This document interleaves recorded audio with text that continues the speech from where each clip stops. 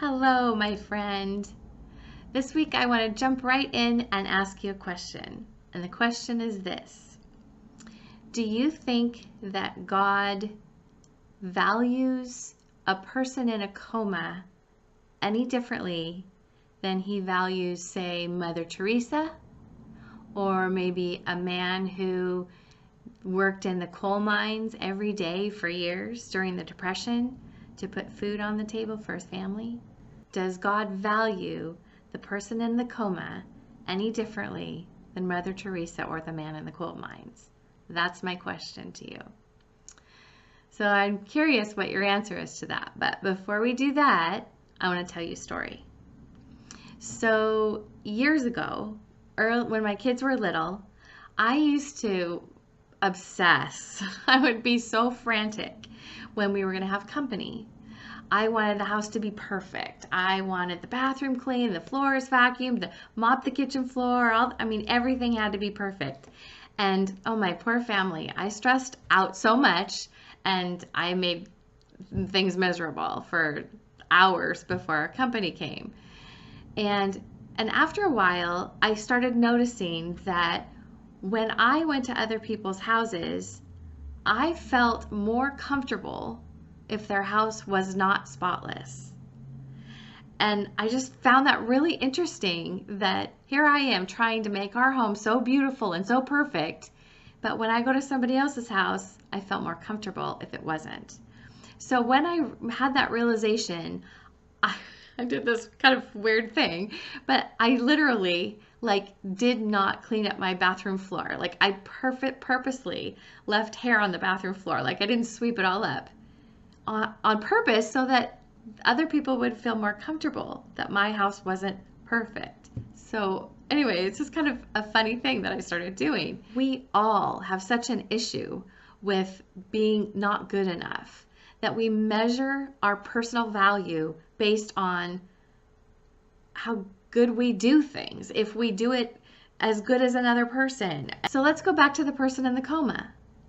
If there's a person laying in a bed in a coma who cannot do one single thing, does God value that person any differently than a person who's doing things amazing and top notch and really, really well and excels at all these things? Well, I think most people would say that God doesn't care. God values them all equally. He loves each one of us the same, regardless of how good we are at something. I think cognitively, we would all answer that question in that way. But when it comes down to our own perception of ourselves, we have a completely different measuring stick. So I'd like to read a section out of a book that C.S. Lewis wrote, and the book is titled Reflections on the Psalms. I think we delight to praise what we enjoy because the praise not merely expresses, but completes the enjoyment. It is its appointed consummation. It is not out of compliment that lovers keep on telling one another how beautiful they are. The delight is incomplete until it is expressed. It's frustrating to have discovered a new author and not be able to tell anyone how good he is.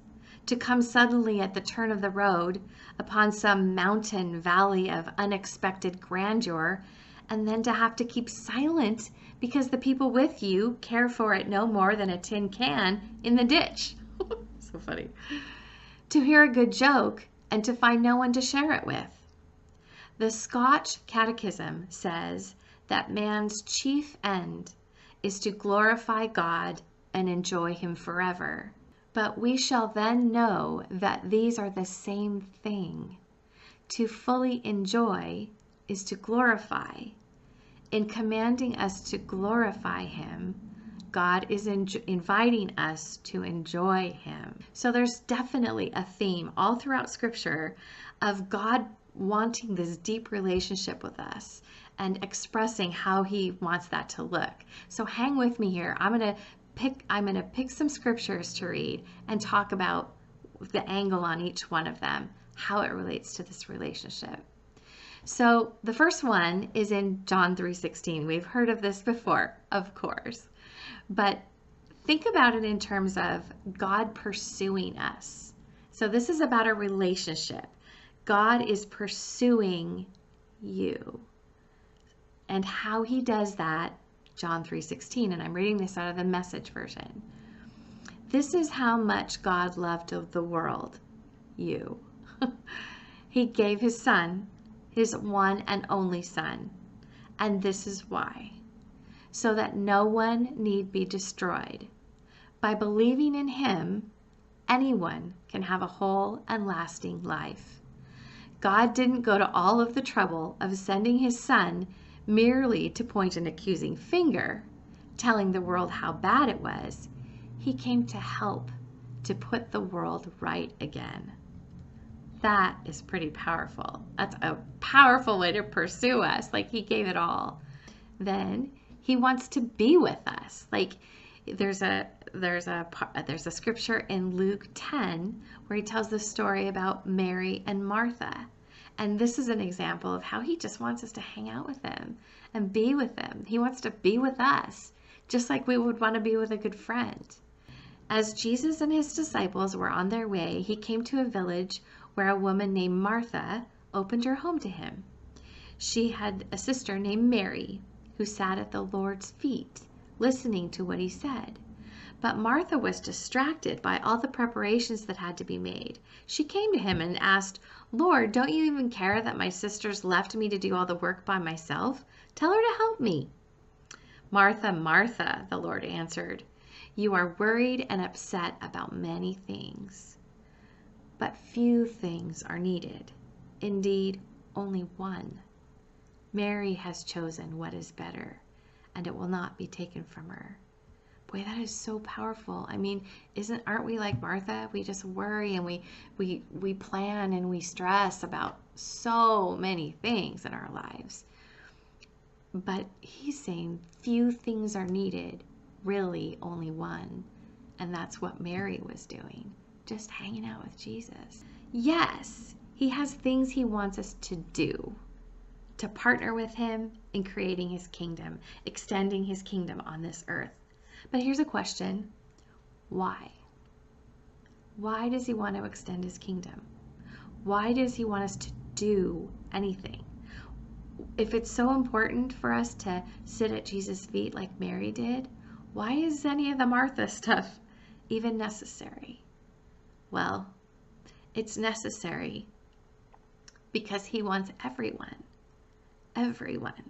to know the same level of love, to know how much he pursues them and cares for them and wants to be close to them, everyone.